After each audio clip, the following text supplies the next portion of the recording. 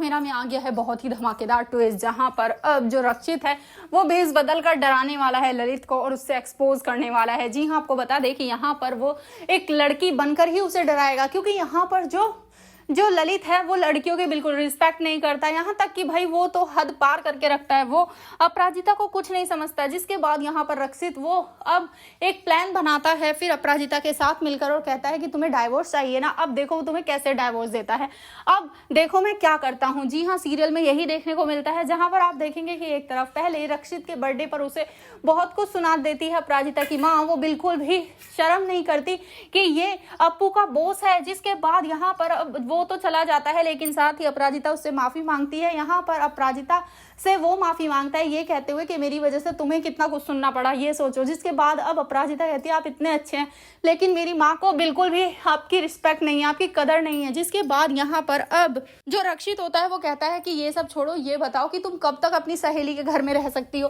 कभी ना कभी तो तुम्हें डिसीजन लेना पड़ेगा ना, या तो तुम्हें ललित के घर जाना पड़ेगा या फिर कुछ और करना पड़ेगा। जिसके बाद यहाँ पर अब वो बहुत परेशान हो जाती है और कहती है कि आखिर मैं इस ललित से छुटकारा कैसे पाऊं, मुझे कुछ समझ नहीं आ रहा है। जिसके बाद यहाँ पर अब जो ललित है वो पहुंच जाएगा उसकी दोस्त के घर भी, और वहां भी जाकर काफी ड्रामा क्रिएट करेगा और अप्पू को मनाने की कोशिश करेगा, लेकिन अप्पू फिर भी नहीं जाएगी। जब यहाँ पर ये बात रक्षित को पता चलेगी तो वो कहेगा कि एक काम करते हैं, हम ना उसे डराते हैं, क्या पता वो डर के मारे अपने गुनाह खुद ही कबूल कर ले और यहाँ पर फिर तुम्हारी माँ को समझ आ जाएगी वो लड़का कितना गलत है।